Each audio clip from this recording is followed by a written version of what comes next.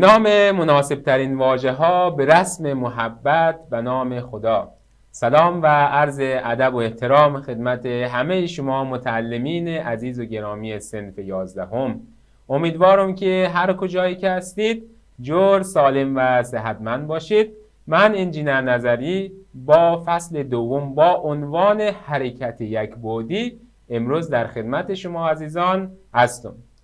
در این فصل ما به طور کلی در رابطه با موقعیت و تغییر موقعیت صحبت مونیم، در رابطه با سرعت صحبت مونیم، در رابطه با شتاب، در رابطه با حرکت یک نواخت، حرکت با شتاب ثابت و در آخر فصل هم در رابطه با سقوط آزاد با هم دیگه صحبت داریم. پس با ما همراه باشید.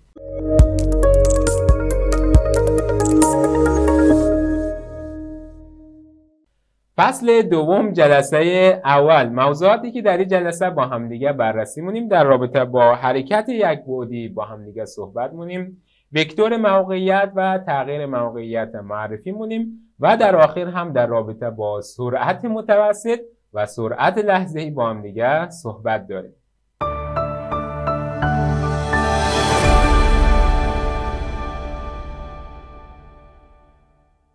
قبل از اینکه وارد درس شویم دوستان عزیز، شما خوب به شکل‌هایی که ما برای شما اینجا آوردیم نگاه کنید. شما چند موتور می‌بینید، یک موتورسایکل می‌بینید، قطار می‌بینید، دو جاندار که در شکل موجود هستند.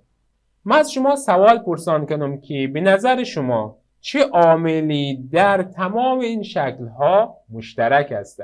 درسته؟ شما فکر کنید که چه عاملی در تمام این شکل‌ها مشترکه. میبینم که بعضی از دوستا جواب درست دادند. همه این شکل‌ها دارای حرکت هستند. موتورها دارای حرکتن، قطار حرکت مونه، موتورسایکل حرکت مونه و این جاندارها هم که شما میبینید حرکت مونه، حالا یکیش سریعتر حرکت مونه، یکیش هم کندتر. پس قبل از هر چیز ما میریم با هم دیگه حرکت هم میشناسیم. تعریف حرکت چی هسته؟ خب مگه از شما پرسان کنم، شما که حالی در خانه ششتید یا در مکتب هستید یا در طبیعت با اندیوالهای خود با همسنفی های خود این ویدیوی آموزشی را نگاه مونین، به نظر شما ساکن هستین یا متحرک؟ حتما جواب میدین که استادی چه سوالیه که شما پرسان مونین. ما ساکن هستیم. اما اگه ما به شما بگم که شما با سرعت 107,000 کیلومتر بر ساعت به دور خورشید در حال حرکت هستید، در حال چرخش هستید، حال چی میگید؟ منظور من از طرح این سوالیه که ما بفهمیم که ما وقتی در رابطه با حرکت صحبت مونیم حتما باید دو جسم نسبت به همدیگه بسنجیم.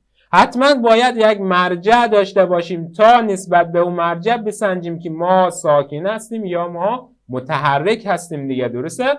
پس تعریف حرکت چی میشه؟ میگیم که اگر موقعیت دو جسم نسبت به یکدیگر تغییر کنه، آن دو نسبت به یکدیگر متحرک هستند.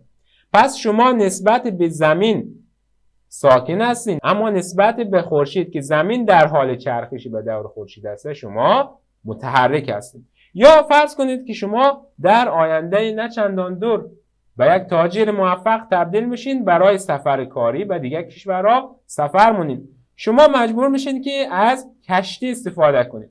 وقتی که شما داخل کشتی قرار میگیرین دوستای عزیز، شما نسبت به کشتی و اجزای کشتی ساکن هستین، اما نسبت به ساحل یا نسبت به خشکی شما متحرک هستین. وقتی داخل کشتی قرار میگیرین و خشکی یا ساحل را نگاه کنین، شما میبینید که مرتب از او ساحل شما دورتر و دورتر میشین. پس شما نسبت به او خشکی متحرکین، اما نسبت به کشتی چی هستین؟ ساکن هستین.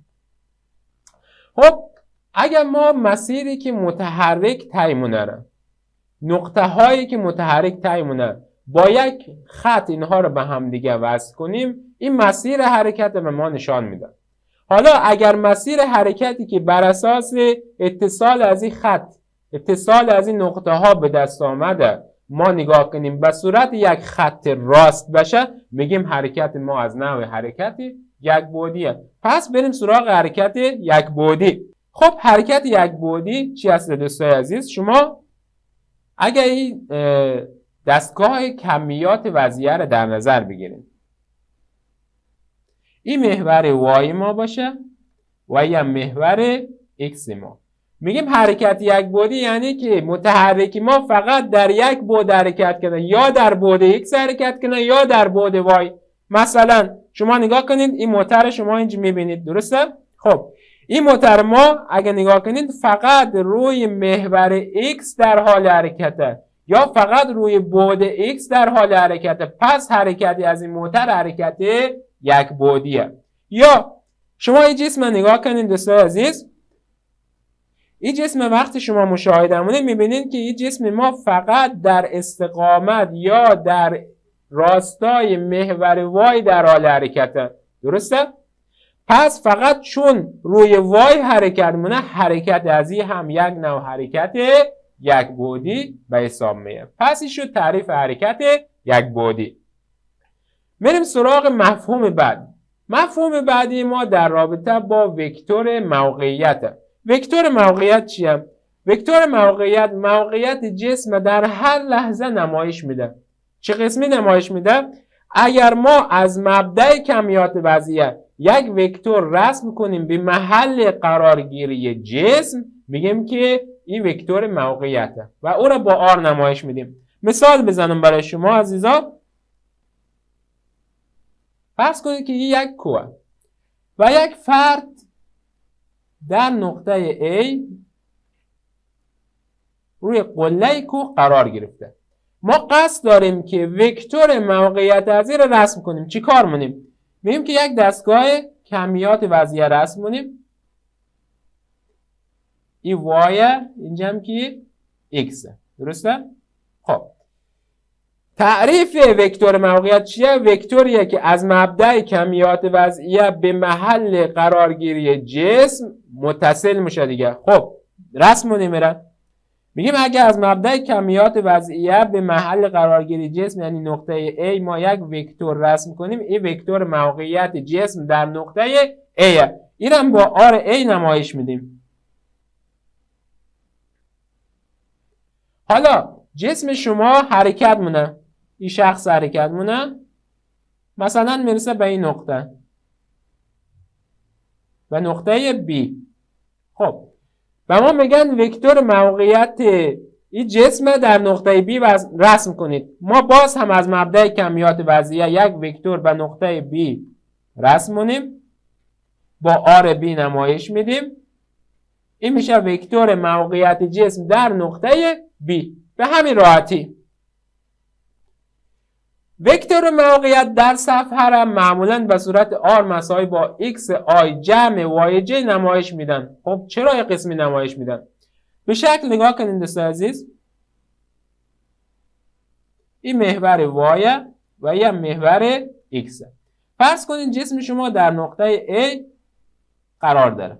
خب ما میخوایم وکتور موقعیت از این رسم کنیم. چه قسمی رسم میکردیم؟ میگفتیم از مبدأ کمیات وضعیه یک وکتور به محل قرارگیری جسم متصل مونیم. پس از مبدأ کمیات وضعیه با یک رنگ دیگه، از مبدأ کمیات وضعیه به محل قرارگیری جسم یک وکتور رسم مونیم. اینم با R نمایش میدیم. این وکتور موقعیت. حالا چرا این را به صورت XI جمع YJ نمایش میدن؟ کدام یک از دوستای عزیز میتونه به این سوال من جواب بده؟ چرا این را ما به صورت XI جمع YJ میتونیم نمایش میدیم؟ ما شما را راهنمایی کنیم یک مراجعه کنید به درس قبل در رابطه با تجزیه قوه ها دیگه. گفتیم که اگر یک وکتور، حالا وکتور ما اینجا وکتور موقعیته، در استقامت محور X یا در استقامت محور Y نبود، ما این را تجزیه مونیم به چی؟ به دو مؤلفه X و Y. خب این را تجزیه مونیم دیگه به این شکل. میگیم اینجا میشه XI، درسته؟ و اینجا میشه YJ. پس ما میتونیم وکتور موقعیت به صورت XI و YJ بنویسیم به این دلیل. خب حالا اگه از ما خواستن که اندازه از این وکتور موقعیت به دست بیاره چی کار مونیم؟ قیمت از این از ما خواستن. میگیم که ما این مثلث قائم الزاویه رو در نظر میگیریم. درسته؟ خب اگر ما برای از این مثلث قائم الزاویه رابطه فیثاغورس را بنویسیم، در نتیجه میتونیم آر یا وکتور موقعیت به راحتی به دست بیاریم. چیکار کنیم؟ میگیم که رابطه فیثاغورس چی بود؟ آر مربع. آر چیه؟ آر وتر از این مثلث قائم الزاویه دیگه، درسته؟ آر مربع مساوی میشه با x مربع جمع y مربع. در نتیجه r مساوی میشه با جذر x مربع جمع y مربع. پس شما میتونید از این فرمول اندازه یا قیمت وکتور موقعیت خودتان به دست بیارید. خب یک مثال با هم دیگه ببینیم. جسمی از نقطه A 4 و 3. وقتی میگه 4 و 3، این 4 چیه؟ x A و 3 هم y A. به موقعیت B منفی 3 و 4 منتقل می شود. این منفی 3 x B و 4 هم y B. وکتورهای موقعیت جسم را رسم کرده، یعنی اول باید رسم کنیم و بعدا گفته قیمت اینها را هم به دست بیاریم. خب اول میریم سراغ رسم اینها. یک دستگاه کمیت وضعیه رسم کنیم به این شکل. این وای، اینجا هم x. 1 2 3 4 1 2 3 4 منفی 1 منفی 2 منفی 3 منفی 1 منفی 2 و منفی 3. اینجا میشه 1 2 3 و 4 1 2 3 و 4. میریم اول سراغ نقطه A. نقطه A به ما گفته 4 و 3، یعنی xش 4 اینجا میشه، y از این هم 3. این میشه نقطه A ما. میریم سراغ نقطه B. نقطه B منفی 3 و 4، یعنی x ما منفی 3، یعنی این نقطه، و y ما هم که 4. پس این هم میشه نقطه B ما. حالا گفته وکتورهای موقعیت رسم کنین. تعریف وکتور موقعیت چی بود؟ وکتوری بود که از مبدأ کمیات وضعیه به محل قرارگیری جسم متصل میشد. پس از مبدأ کمیات وضعیه به A متصل میشه RA، و از مبدأ کمیات وضعیه به B متصل میشه RB. درسته؟ به این شکل. اینجا میشه RB. پس ما اینها را رسم کردیم. حالا میریم سراغ قیمت اینها. میگیم که ما RA میتونیم به این شکل نمایش بدیم. گفتیم RA مساوی میشه با XI. X ما 4I جمع YJ. Y ما هم که چند دوست عزیز؟ 3. و RB را میتونیم به این شکل نشان بدیم. بگیم که RB مساوی میشه با منفی 3I جمع 4J. خب حالا میریم سراغ به دست آوردن اندازه اینها. چیکار میکنیم؟ گفتیم که رابطه فیثاغورس رو مینویسیم. اگه ما این مثلث در نظر بگیریم، میگیم که RA مساوی میشه با جذر XA مربع جمع YA مربع. در نتیجه مساوی میشه با جذر XA 4 مربع جمع YA ما هم که 3 مربع مساوی میشه با جذر 4 مربع 16 جمع 3 مربع هم که برابر با 9 میشه. پس این مساوی میشه با 16 جمع 9 25، جذر 25 هم که برابر با 5. پس RA برابر با 5 شد. همین کار برای RB هم انجام میدیم. خب میگیم که RB رو در نظر میگیریم، میشه این مثلث قائم الزاویه. رابطه فیثاغورس رو مینویسیم.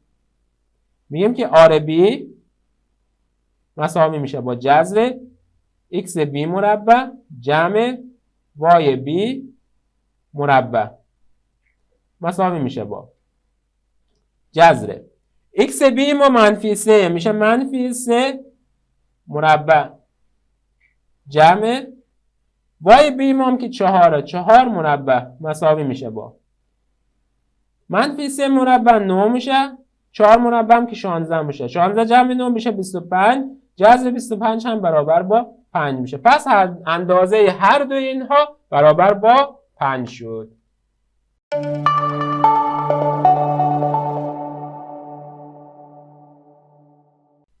خب بریم سراغ بحث بعدی در رابطه با وکتور تغییر موقعیت. خب وکتور تغییر موقعیت تعریفش چیه؟ میگه وکتوری که ابتدای مسیر حرکت به انجام مسیر حرکت با هم دیگه متصل مونه. خب نگاه کنید روی شکل. ما یک دستگاه کمیات وضعیه برای شما رسم کنیم. این وای هم ایکس. درسته؟ خب فرض کنیم جسم ما اول در نقطه A بوده، باز حرکت کرده رسیده به نقطه B. یعنی نقطه A نقطه شروع حرکت بوده، شروع حرکت، و نقطه B هم نقطه پایان حرکت بوده. درسته؟ خب تعریف وکتور موقعیت چیه؟ وکتوری که ابتدای حرکت یعنی نقطه A به انجام حرکت یعنی نقطه B متصل مونه، یعنی به این شکل. این میشه وکتور تغییر موقعیت که با دلتای آر ما این را نمایش میدیم.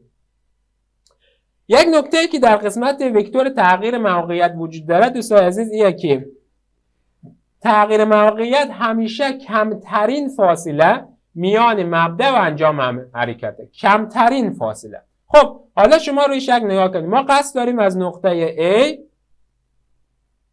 به نقطه B حرکت کنیم. درسته؟ مثلا نقطه A کابل، نقطه B هم هراته. سه تا مسیر ما مشخص کردیم: مسیر 1، مسیر 2 و مسیر شماره 3. خب به نظر شما کدام یک از اینها وکتور تغییر موقعیت به ما نمایش میده؟ آفرین، مسیر شماره 2. چرا؟ چون که مسیر شماره 2 کمترین فاصله میان مبدا یعنی نقطه A و مقصد یعنی نقطه B را به ما نمایش میده. پس میشه مسیر شماره 2. خب مثال حل کنیم دوستان عزیز با هم دیگه. گفتم متحرکی در مدت زمان 10 دقیقه 5 کیلومتر به سمت شمال میره، به مدت 15 دقیقه 4 کیلومتر به سمت شرق میره و در آخر هم 5 دقیقه به اندازه 2 کیلومتر به سمت جنوب حرکت مونه. تغییر موقعیت گفته چند کیلومتره. خب قبل از حل سوال ما اولا جهت ها را یک بار دیگه با هم دیگه بررسی می‌کنیم. میگیم که این میشه شمال، اینجا میشه شرق، این سمت میشه غرب و این هم میشه چی؟ جنوب. این جهت ها. حالا بریم سراغ حل سوال. گفته 5 کیلومتر به سمت شمال میره. پس رسم کنیم 5 کیلومتر به سمت شمال رفت. شمال هم که به سمت بالا بود. 4 کیلومتر به سمت شرق میره. درسته؟ یعنی به این شکل 4 کیلومتر. 2 کیلومتر هم به سمت جنوب میه به این شکل. این میشه 2 کیلومتر. خب از ما چی خواسته؟ تغییر موقعیت خواسته. قبل از اینکه ما تغییر موقعیت محاسبه کنیم اول باید رسم کنیم دیگه. خب رسم تغییر موقعیت چه قسمی بود؟ گفتیم وکتوری بود که شروع حرکت به پایان حرکت متصل میکرد. خب حالا شروع حرکت شما کدام نقطه؟ این نقطه دیگه. درسته؟ پایان حرکت کدام نقطه؟ این نقطه. پس ما اگر از شروع حرکت بنویسیم اینا رو شما حواستون باشه. این شروع میشه یا پایان میشه. درسته؟ ما اگر از شروع حرکت یک وکتور به پایان حرکت متصل کنیم این رو با دلتای آر نمایش بدیم، این میشه وکتور تغییر موقعیت. حالا میخوایم اندازه از این وکتور تغییر موقعیت با هم دیگه حساب کنیم. خب این چه قسمی حساب کنیم؟ شما روی شکل نگاه کنید. یک راه حل به من بگین که ما بتونم این دلتای آر را محاسبه کنم. خب آفرین، میبینم که خوب حواستان به حل سوال است. یکی از دوستا گفت که ما این شکل تبدیل مونیم به یک مستطیل. درسته؟ این شکل در واقع تکمیل کردیم دیگه، به یک مستطیل تبدیل شد. حالا اینجا میشه مثلث قائم الزاویه. درسته؟ خب حالا یکی شد مثلث قائم الزاویه. خوب توجه کنید. این ضلع ما برابر با 4 کیلومتر دیگه. درسته؟ پس این رو می‌نویسیم 4 کیلومتر. این 4 کیلومتر. خب بریم سراغ ذیل بعدی. این ذیل ما به نظر شما چند کیلومتره؟ میگیم کل از این اگه نگاه کنیم کل از این 5 کیلومتره، پس این هم کلش 5 کیلومتره. از اینجا تا اینجا 2 کیلومتره، پس این میشه 5 منفی 2 کیلومتر دیگه، درسته؟ پس می‌نویسیم این میشه 5 منفی 2 کیلومتر که برابر با 3 کیلومتر میشه. این هم از این ذیل. خب دیگه تمام شد. یک رابطه فیثاغورس شما اینجا بنویسین، تمام دلتا ها رو به دست آوردین. میگیم که دلتای R مساوی میشه با جذر 4 مربع جمع 3 مربع با توجه به مثلث قائم زاویه. پس میگیم که دلتای R مساوی میشه با 4 مربع 16 3 مربع 9 16 جمع 9 برابر با 25 میشه که جذر 25 هم که برابر با 5 است. پس اندازه تغییر موقعیت ما 5 کیلومتر شد. یه از حل این سوال چقدر راحت ما تونستیم این سوال حل کنیم با توجه به تعریف هایی که ما کردیم. یعنی شما اگه تعریف هایی که ما میگیم خوب به ذهنتان بسپارید و راحتی سوالات میتونید حل کنید.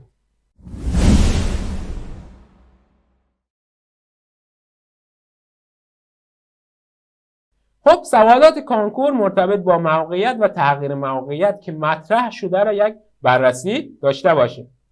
خب در بانک سوالات ما 2 سوال داریم. بریم سراغ سوال اول.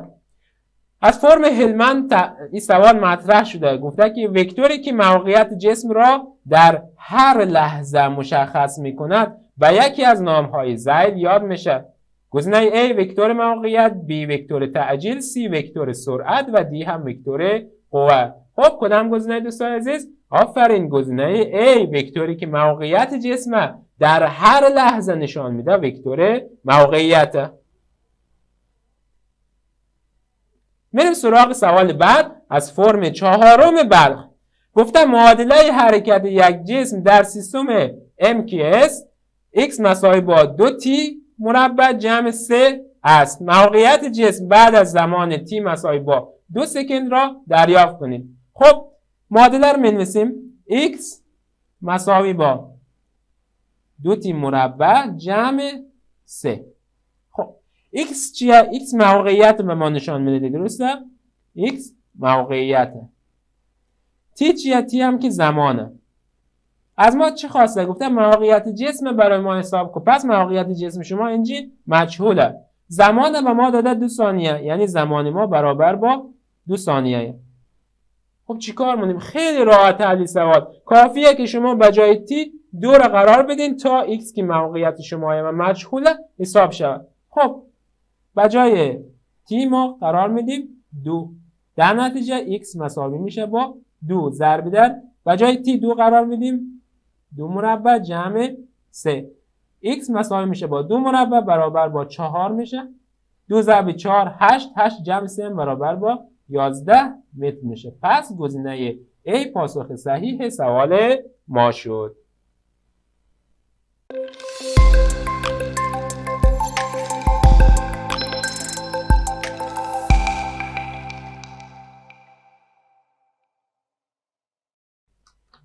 بریم سراغ بحث بعدی در رابطه با سرعت. خب شما دوستان عزیز بارها واژه سرعت شنیدید. مثلا وقتی که در تلویزیون مسابقات موتروانی فرمول 1 نگاه می‌کنید می‌بینید که این موترها با چه سرعت وحشتناکی در حال حرکت هستند و ما هر لحظه منتظر هستیم که اینها خدای نکرده سرچپه شوند یا تصادف کنند، درسته؟ خب یا بعضی وقتا ما بعضی موترها رو میشنویم که چه سرعت‌های وحشتناکی دارن. مثلا موتر بوگاتی 431 کیلومتر بر ساعت سرعت داره یا موتر آگرا RS 447 کیلومتر بر ساعت سرعت داره. آدم مشتاق میشه که در رابطه با سرعت بیشتر بدانه دیگه. پس میریم سراغ مفهوم سرعت. اولا چیز در رابطه با سرعت متوسط قصد داریم با شما عزیزا صحبت کنیم. تعریف سرعت متوسط چیه؟ میگیم که به تغییر موقعیت یک جسم در یک انتروال زمانی سرعت متوسط گفته میشه. خب این تعریف چیه؟ ما حالا باید بتونیم میره به صورت ریاضی بنویسیم، به صورت یک فرمول بنویسیم. چرا؟ چون که زبان فیزیک ریاضیه دیگه. خب بریم سراغ معادله از این. اولا ما باید برای سرعت متوسط یک سمبل انتخاب کنیم. سمبل ما چیه؟ سمبل ما ویه. پس سرعت ما با وی نمایش میدیم. یک خط بالای از این وی قرار میدیم. این خط نشان دهنده متوسط بودن از ویه. درسته؟ پس وی متوسط مساوی میشه با تغییر موقعیت. تغییر موقعیت ما در حرکت یک بعدی با دلتای x نمایش میدیم. در حرکت دو بعدی که در فصل بعد بررسی مونیم تغییر موقعیت با دلتای r نمایش میدیم. اما این فصل چون در رابطه با حرکت یک بعدیه تغییر موقعیت با دلتای x نمایش میدیم. پس برابر میشه با دلتای x بر انتروال زمانی. انتروال زمانی هم با دلتای t نمایش میدیم. میشه دلتای x بر دلتای t.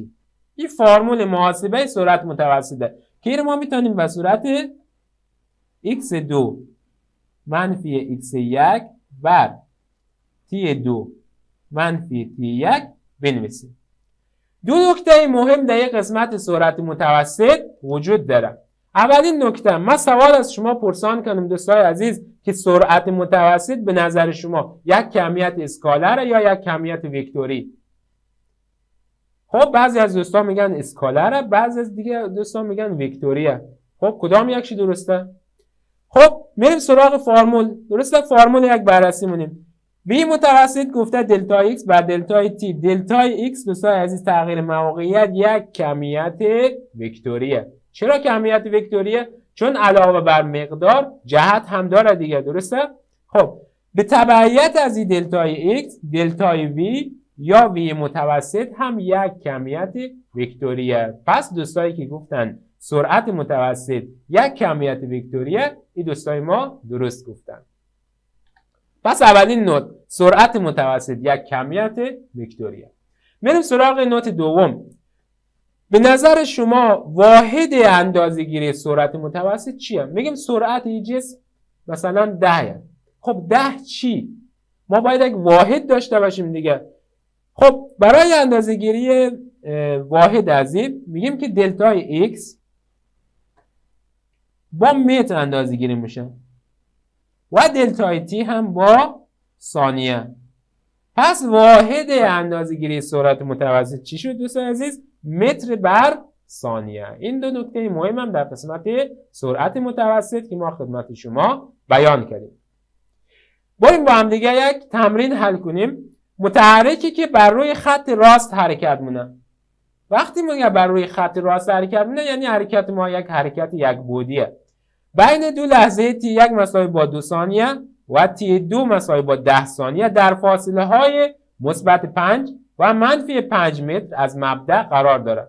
این مثبت 5 میگیم x1 و منفی 5 میگیم که چیه؟ x2. سرعت متوسط از ما خواسته. خب سریعا ما فرمول سرعت متوسط هم بنویسیم. میگیم که v متوسط مساوی میشه با تغییر موقعیت یعنی دلتای x در یک انتروال زمانی یعنی دلتای t. دلتای x به صورت x2 منفی x1 بنویسیم و دلتای t هم به صورت t2 منفی t1 بنویسیم. درسته؟ خب حالا ادامه میدیم. میگیم v متوسط مساوی میشه با x2 چند شد؟ منفی 5. یک منفی مال فرمول میذاریم. x1 هم شده 5 بر t2 10 خود سوال به ما دادم و t1 هم که برابر با 2 مساوی میشه با منفی 10 بر 8 مساوی میشه با اگه ساده کنین برابر با منفی 5 بر 4 متر بر ثانیه میشه. این هم جواب این سوال ما. تمرین بعدی رو با هم ببینیم. گفته معادله حرکت جسمی در SI به صورت x مساوی با 4t مربع منفی 6t می باشد. سرعت متوسط آن در 2 ثانیه اول حرکت چند متر بر ثانیه؟ باز هم سریعا چون سرعت متوسط خاصه فرمول می نویسیم v متوسط مساوی با دلتای x بر دلتای t. دلتای x میشه x2 منفی x1 دلتای t هم میشه t2 منفی t1. خب حالا پس ما x2 و x1 لازم داریم t2 و t1 لازم داریم. میریم سراغ t. گفته که 2 ثانیه اول حرکت. وقتی که به ما سوال میگه 2 ثانیه اول حرکت یعنی t دوستای عزیز بین 0 تا 2. اگر گفته بود 4 ثانیه اول حرکت تی میشد بین 0 تا 4. پس تی بین 0 تا 2. در نتیجه میگیم که تی 1 ما 0 و تی 2 ما برابر با 2 ثانیه. اگر ما تی 1 مساوی با 0 در معادله x مساوی با 4 تی مربع منفی 6 تی قرار بدیم، x 1 به دست میاد. پس میگیم که x 1 مساوی میشه با 4، به جای تی 0 قرار میدیم، منفی 6 به جای تی هم 0 قرار میدیم، این برابر با 0 میشه. بریم سراغ x 2. میگیم اگر تی 2 مساوی با 2 ثانیه رو در معادله قرار بدین، x 2 به دست میاد. پس x 2 مساوی میشه با 4. به جای تی 2 قرار میدیم، منفی 6، به جای تی باز هم 2 قرار میدیم، مساوی میشه با 2 به توان 2 4 میشه. 4 ضرب 4 16، 6 ضرب 2 هم که برابر با 12 میشه. 16 منفی 12 برابر با 4 میشه. این میشه 4 متر. خب ما اینا رو حساب کردیم، سریع در فرمول قرار میدیم. x2 4، x1 0، t2 برابر با 2 و t1 هم که 0. پس میشه 4 بر 2 برابر با 2 متر بر ثانیه. جواب این سوال ما شد. دو نکته مهم در قسمت سرعت وجود داره. اولین نکته، گاهی وقتا در مسائل به شما سرعت بر اساس کیلومتر بر ساعت میدن. میگن سرعت متحرک ما مثلا 10 کیلومتر بر ساعته و شما لازم دارین که 1 کیلومتر بر ساعت به متر بر ثانیه تبدیل شود. چی کار می‌کنیم؟ میگیم عدد داده شده را تقسیم بر 3.6 می‌کنیم. پس اگر به شما سرعت دادن گفتن کیلومتر بر ساعت، باید تبدیل کنین و چی؟ و متر بر ثانیه. ما عدد داده شده در اینجا تقسیم بر 3.6 مونیم. مثال بزنیم. مثلا به ما گفته سرعت ما 72 کیلومتر بر ساعته. ما این رو باید تبدیل کنیم به متر بر ثانیه. درسته؟ خب چیکار مونیم؟ میگیم عدد داده شده یعنی 72 را تقسیم بر 3.6 مونیم. در نتیجه برابر میشه با 20 متر بر ثانیه. نکته دوم، گاهی اوقات از ما میخوان که متر بر ثانیه را به کیلومتر بر ثانیه تبدیل کنیم، یعنی عکس حالت بالایی. اینجا چیکار مونیم؟ عدد داده شده را ضرب در 3.6 مونیم. پس ما میخوایم که متر بر ثانیه را تبدیل کنیم به کیلومتر بر ساعت.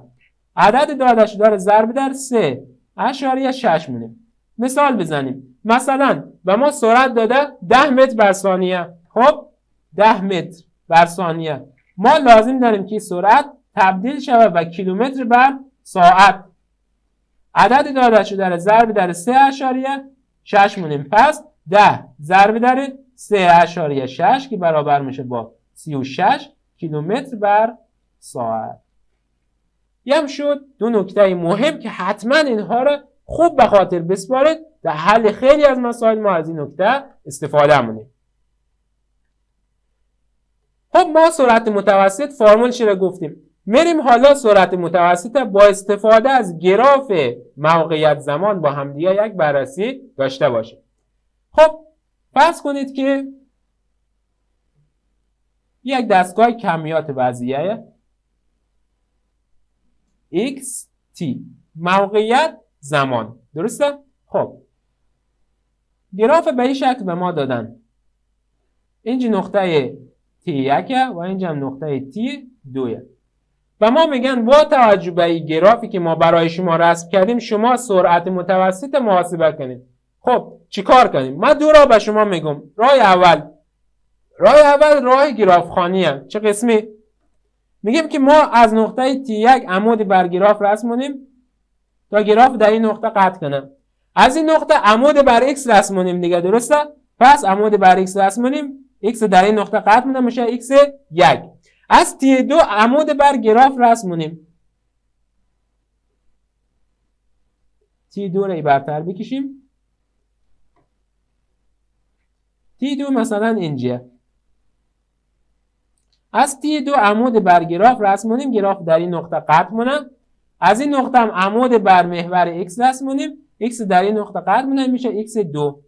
سرعت متوسط فرمول چی بود؟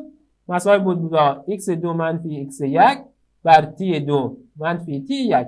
خب دیگه ما نقاط روی محورها پیدا کردیم، اینها رو جایگذاری میدیم به همین راحتی.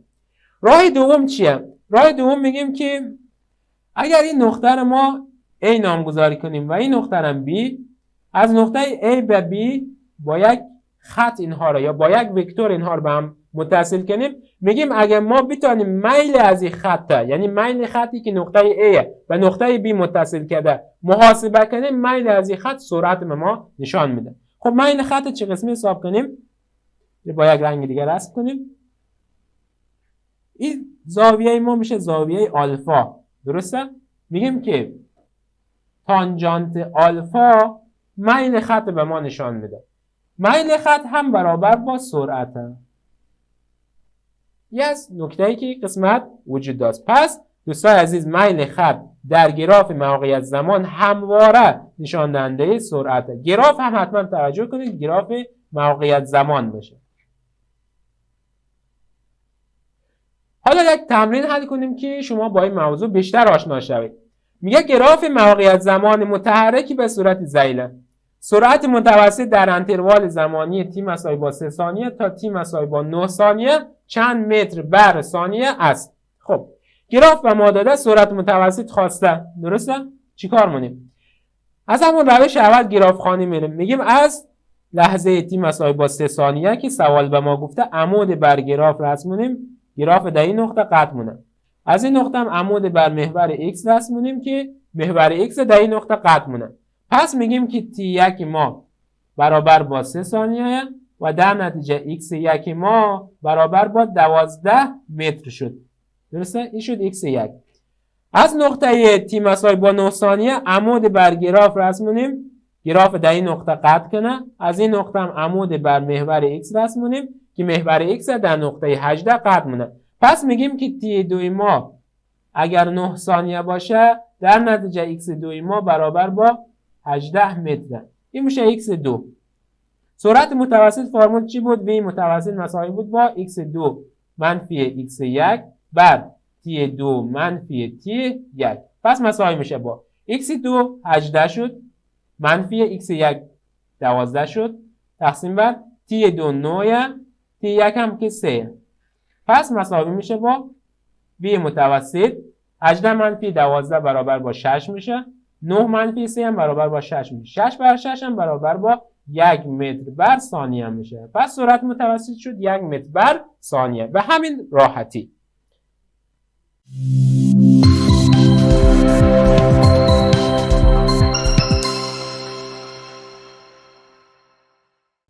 بریم سراغ مفهوم بعدی در رابطه با سرعت لحظه‌ای. که سرعت لحظه‌ای چی هست؟ گاهی اوقات شما سوار موتر که میشید، این موتروان خیلی تند حرکت مونه. شما از موتروان پرسان می‌کنید سرعت شما چنده حالی که قد تند حرکت می‌کنید؟ موتروان نگاهی به سرعت سنج میندازه، میگه که سرعت من حالی 110 کیلومتر بر ساعته. درسته؟ سرعتی که موتروان در همان لحظه به شما اعلام میکنه اون میشه سرعت لحظه‌ای. پس تعریف چیه؟ سرعت لحظه‌ای سرعت در هر لحظه را نشان میده. بیشتر بررسی کنیم. از دید فیزیک سرعت لحظه‌ای تعریفش چی هسته؟ منظور از سرعت لحظه‌ای همان سرعت متوسطه اما در یک انتروال زمانی بسیار کوچک. خب پس میتونیم این تعریف بنویسیم دیگه طبق ریاضیات. میگیم که سرعت متوسط فرمول چی هسته؟ دلتای x بر دلتای t. درسته؟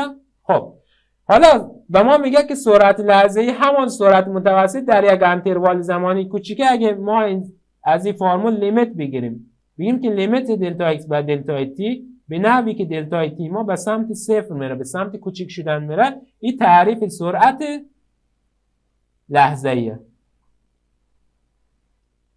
درسته دوستان عزیز؟ یا ما میتونیم این از روی گراف هم به شما نمایش بدیم. میگیم که شما این گراف رو نگاه کنید.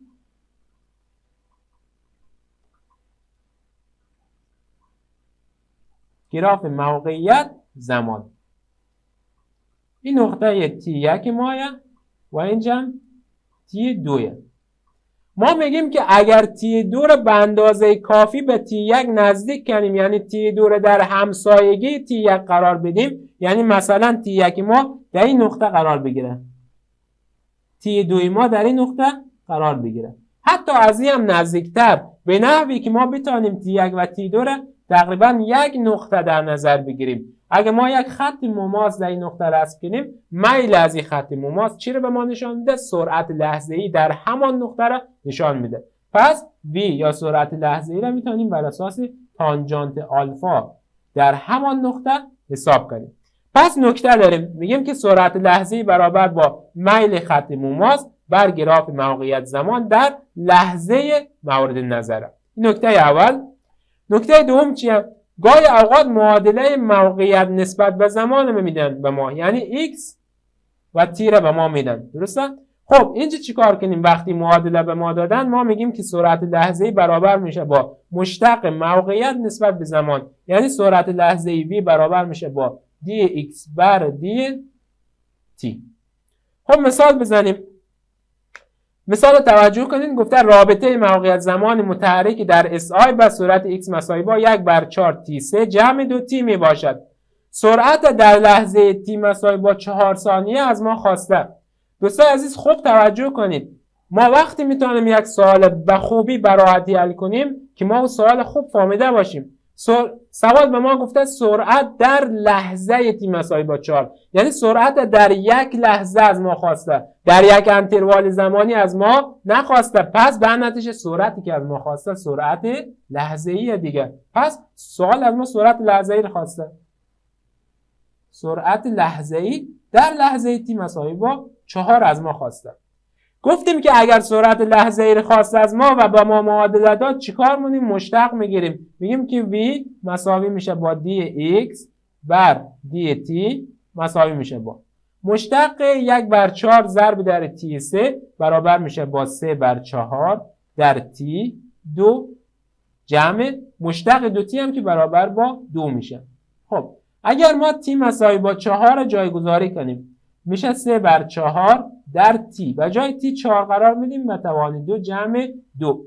در نتیجه v مساوی میشه با 4 به توان 2 16، 4 به 4 1، 16 به 4 هم که برابر با 4 میشه دیگه، درسته؟ 4 ضرب 3 12، 12 جمع 2 برابر با 14 متر بر ثانیه میشه. این هم شد جواب این سوال ما. سوال بعدی رو خوب توجه کنید. این سوال ترکیبی از سرعت لحظه‌ای و سرعت متوسط. گفته گراف موقعیت زمان متحرکی بر مسیر مستقیم مطابق شکل می باشد. سرعت متحرک در لحظه t مساوی با 4. سرعت در یک لحظه از ما خواسته، یعنی سرعت ما سرعت لحظه‌ایه. پس میگیم که v4 چند برابره، وقتی میگه چند برابره خط کسری میکشیم، چند برابر سرعت متوسط آن بین انتروال زمانی t1 مساوی با 1 و t2 مساوی با 4، یعنی v متوسط 1 تا 4.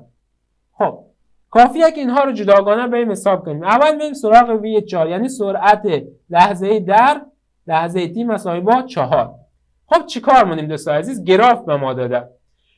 ما از نقطه t مساوی با 4 عمود بر گراف رسم کنیم. گراف در این نقطه قطع مونده، درسته؟ خب حالا یک خط مماس در این نقطه رسم کنیم به این شکل،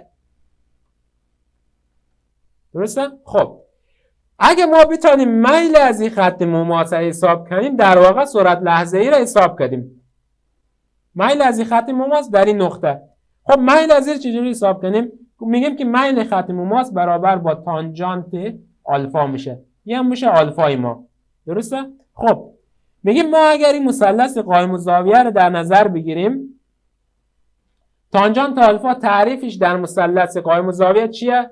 ضلع مقابل و ضلع مجاور. خب ضلع مقابل ما کدامه؟ ضلع مقابل زاویه آلفا این ضلع میشه دیگه، درسته؟ خب این ضلع اگه شما نگاه کنین مطابقت بدین با محور x، میبینین که مقدارش برابر با 20 دیگه، درسته؟ خب این رو می‌نویسیم، این مقدارش برابر با 20. ضلع مقابل. ضلع مجاور ما چی میشه دوستان؟ ضلع مجاور زاویه آلفا این ضلع میشه. این ضلع هم برابر با 4 منفی 2 دیگه، درسته؟ خب این برابر با 4 منفی 2 میشه، مساوی میشه با 20 بر 2 برابر با 10 متر بر ثانیه. اولی رو حساب کردیم، پس جایگذاری میدیم، میگیم که 10 متر بر ثانیه بر. میریم سراغ سرعت متوسط در انتروال زمانی 1 تا 4. چی کار مونیم؟ از روش گرافخوانی دیگه میگیم که از نقطه 1 عمود بر گراف رسم کنیم، از این نقطه هم عمود بر محور x. میگیم که x1 ما شد 8. خب از نقطه ت مساوی با 4 هم که عمود بر گراف رسم کردیم، باز از این نقطه عمود بر محور x رسم کنیم، این میشه x2. تمام شد دیگه. پس میگیم که سرعت متوسط در زمان 1 تا 4 مساوی میشه با x2 که برابر با 20 منفی x1 که برابر با 8 بر t2 ما 4 و t1 ما چنده؟ t1 ما هم که 1. درسته؟ t1 و t2 رو اینجا به ما داده. 20 منفی 8 برابر با 12 میشه. 4 منفی 1 هم برابر با 3 میشه. 12 بر 3 برابر با 4 متر بر ثانیه میشه. این هم جایگذاری می‌کنیم. میشه 10 بر 4 که برابر میشه با 2.5.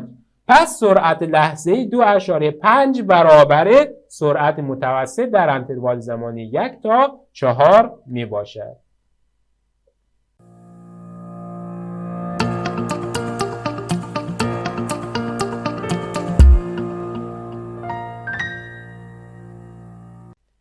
خب سوالات کنکوری مرتبط با سرعت با هم دیگه یک بررسی داشته باشیم. خب در بانک سوالات من یک سوال دارم، این سوال با هم دیگه یک نگاه کنیم. گفته از فرم دوم برق سوال مطرح شده. یک درایور در اثنای درایوری عدسه میزنه و چشم خود را برای 0.5 ثانیه میبندد و فاصله 12 متر را میپیماید. سرعت متوسط موتور از ما خواسته. برای حل این سوال چیکار کنیم دوستان عزیز؟ باید یک مبدأ در نظر بگیریم. مبدأ چیه؟ از همان لحظه‌ای که درایور شما عدسه میزنه و چشمای خود میبنده، ما زمان متوقف مونیم. پس میگیم که t1 برابر با 0، چون زمان ما متوقف کردیم. چقدر طول میکشه که چشمای خود دوباره باز و بسته کنه؟ 0.5 ثانیه. درسته؟ پس t2 برابر با 0.5 ثانیه میشه. از این رابطه دلتای t حساب میشه t2 منفی t1 که برابر میشه با 0.5 منفی 0 که برابر با هم 0.5 میشه. این شد از دلتای t. خب حالا میریم سراغ دلتای x. ما میگیم از همین لحظه ای که درایور عدسه میزنه ما مبدأ رو انتخاب کنیم، پس x1 ما 0.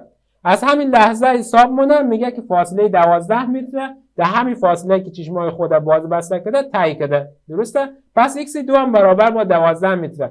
پس در نتیجه میگیم که x1 0 و x2 هم برابر با 12. در نتیجه دلتای x هم برابر میشه با 12 منفی 0 برابر با 12 متر. پس سرعت متوسط برابر میشه با دلتای x بر دلتای t مساوی میشه با 12 بر 0.5 که برابر میشه با 24 متر بر ثانیه. کدام گزینه شد؟ گزینه B پاسخ صحیح این سوال ما شد. پس این نکته ای که این سوال داشت این نکته بود که شما مبدأ رو انتخاب کنید. از همون لحظه ای که درایور عدسه میزنه زمان متوقف مونیم، t1 0 x1 هم 0. از همون لحظه به بعد محاسبات خودمان رو انجام میدیم.